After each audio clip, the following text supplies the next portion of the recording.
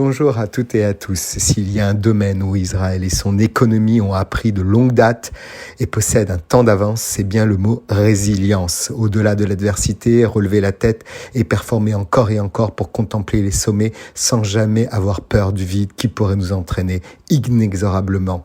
Israël, c'est bien sûr la Startup Nation qui compte 98 licornes, valorisation de plus d'1 milliard de dollars.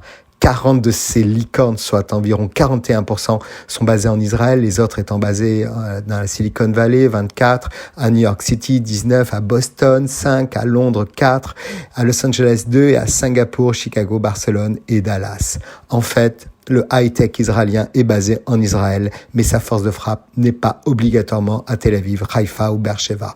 Mais pour les ressources basées en Israël, on se pose bien sûr la question, comment ces centaines de milliers de salariés de la high-tech qui sont mobilisés ou qui ont fui le sud du pays, cette économie où on pourrait se dire qu'elle devrait ne plus attirer d'investisseurs, comment ce petit pays par la taille seulement arrive à dépasser tout cela au-delà de la peine, de la terreur et des plus de 200 otages dont chacun tremble pour leur vie.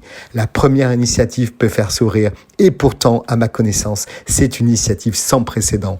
La création d'incubateurs à l'intérieur même des bases de Tsahal. Quand on sait que même les Israéliens qui ne sont pas mobilisés passent leur journée à apporter leur aide afin d'aider le pays dans cette guerre contre le terrorisme.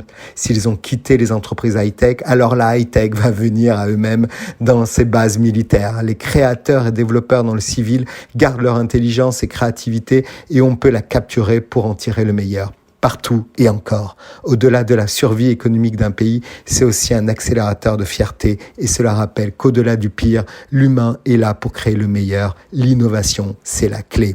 C'est ainsi que sont nés les mini-incubateurs de start-up sous les tentes militaires à l'intérieur des bases. Le combattant qui a une start-up et qui travaille dans la high-tech peut se connecter à sa jeune pousse, une sorte de coworking militaire à la mode du front. Pour ces développeurs, c'est aussi une manière de se détendre et de garder une connexion avec la vraie vie. Cette initiative a été créée dans l'une des divisions du commandement sud. Des complexes de travail ont été créés pour les réservistes sur le terrain, similaires à WeWork. De manière sommaire, mais à l'essentiel, tout est là. Des bureaux, des laptops, des imprimantes et bien évidemment une connexion Wi-Fi sécurisée. On cite également une deuxième base créée dans la formation Galilée du commandement Nord. Bien sûr, ces réservistes continuent entre deux tours de garde à travailler sur des projets clés, mais aussi de finaliser des deals qui feront la résilience de demain et les emplois d'après-demain.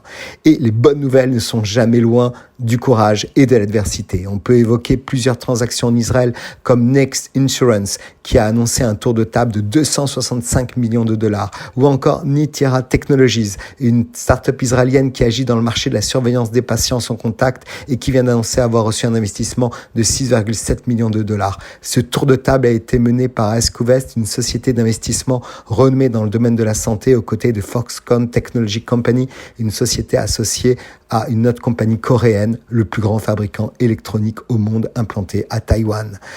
On n'oublie pas également Satisfy Communication, basé à Rehovot et leader dans les systèmes de communication par satellite. Une nouvelle génération basée sur des chipsets développés en interne et qui vient d'annoncer la finalisation d'une transaction de 60 millions de dollars avec MDA, fournisseur majeur de technologies et de services avancés pour l'industrie spatiale mondiale en pleine expansion.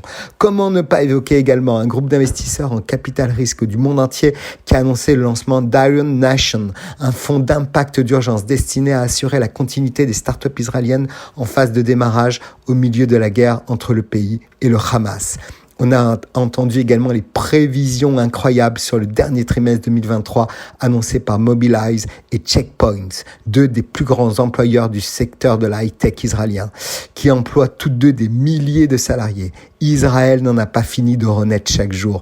La meilleure réponse à tous ceux qui ont oublié qu'exister n'était plus un choix pour ce pays, mais une nécessité pour les Israéliens, mais aussi pour démontrer que la barbarie ne gagne jamais, ni à Paris, ni à New York, mais surtout nulle part et à jamais.